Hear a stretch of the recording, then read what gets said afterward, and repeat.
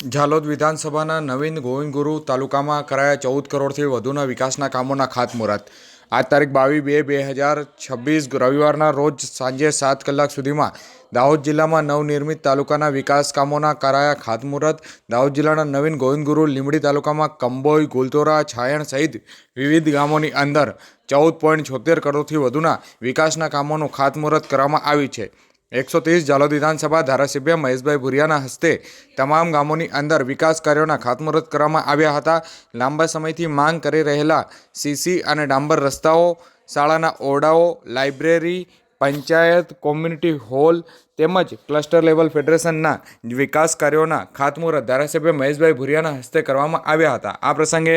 જિલ્લા પંચાયત, તાલુકા પંચાયત સભ્ય, સરપંચ, ગામના આગેવાનો અને મોટી સંખ્યામાં ગ્રામજનો ઉપસ્થિત રહ્યા હતા। ઝાલોદ વિધાનસભા મત વિસ્તારમાં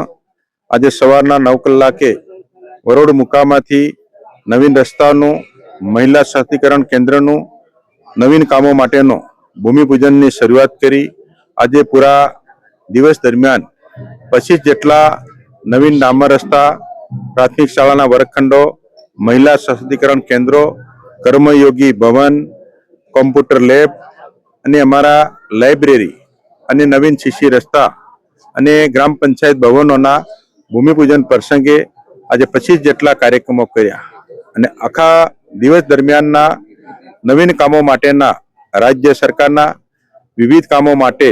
રૂપિયા 9 કરોડ અને 950ના કામોનું આજે શુભ કામગીરી કરી છે।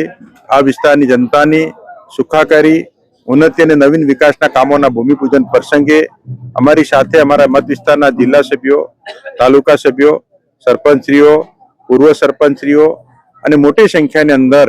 અમારા ગ્રામજનો ઉપસ્થિત રહેલ છે અને સૌએ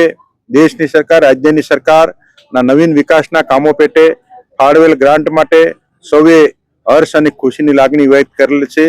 અને આવનાર સમયમાં 130 ઝાલોદ વિધાનસભા મત વિસ્તારના જુદા જુદા ગામોની અંદર ગ્રામ પંચાયત ભવનો હોય, કોમ્યુનિટી હોલ હોય, મહિલા સશક્તિકરણ કેન્દ્રો હોય, નવીન ડામર રસ્તાઓ હોય